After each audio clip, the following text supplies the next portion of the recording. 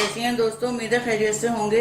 एक बार फिर मेरे चैनल शाहिदा.com पर आप सभी का वेलकम करती हूँ। रमजान स्पेशल में आज मैं चिकन हरा भरा कबाब की रेसिपी लाई हूँ। इसके इंग्रेडिएंट्स मैं आपको बताती चलूँ। ये मैंने 250 ग्राम चिकन को 1 कप पालक और 1 कप हरी मटर के साथ बॉईल करके रखा हुआ है।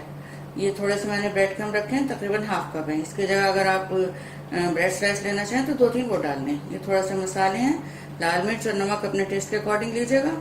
बस गरम मसाला, हल्दी पाउडर और ये लहसुन अदरक का पाउडर, ये मैंने हाफ टी स्पून लिया। थोड़ा सा हरी धनिया, हरी मिर्च रखी है तो मैं इसके साथ में पीस लूंगी। ऑयल है शैलो फ्राइंग के लिए।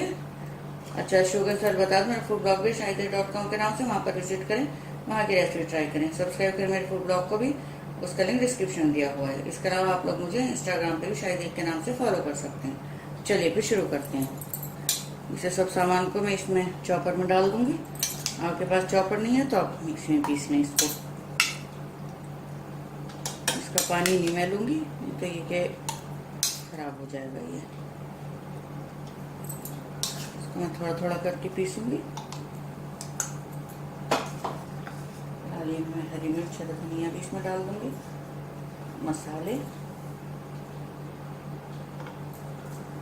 Bread crumb.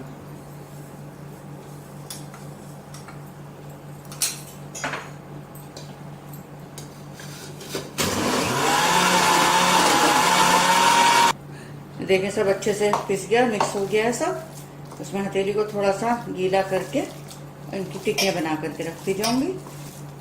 थोड़ा सा तेल या पानी लगा के, थोड़ा ये होता है कि उससे फिर चिपकता नहीं है जो भी ये मिक्सचर होता है।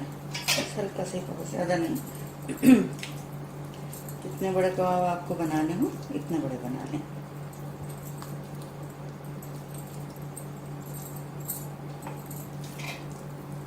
सबको बना के ऐसे ही रख लूंगी, फिर आगे आपको फ्राई करके दिखाती हूँ। ये मैंने ऑयल गरम कर लिया है, वो शैलो फ्राई करना है तो थोड़ा ही डाला है मैंने। इनको मीडियम फ्लेम पे फ्राई कर लूंगी। जब भी कोई चीज़ ऐसे फ्राई करें तो हमेशा मीडियम फ्लेम पे करनी चाहिए, ताकि ये अंदर तक से अच्छे से सिक जाए। ये देखिए, इनको मुझे दोनों साइड से ऐसे ही गोल्डन ब्राउन कर लेनी है। बस मीडियम फ्लेम पे करना है, हाई पे नहीं। आगे फिर मैं आपको प्लेट में निकाल करके दिखाती हूँ। तो देखिए, चिकन हरा भरा कबाब बनके यहाँ बिल्कुल तैयार है। मुझे जरूर बताइएगा रेसिपी आप लोगों को कैसी लगी। आप लोगों के लाइक्स और कमेंट्स को मुझे इंतजार रहेगा। शेयर करें मेरी रेसिपी को, सब्सक्राइब करना बिल्कुल भी ना भूलें। मिलती हूँ जल्दी नई रेसिपी के साथ, तब तक अपना ख्याल रखें।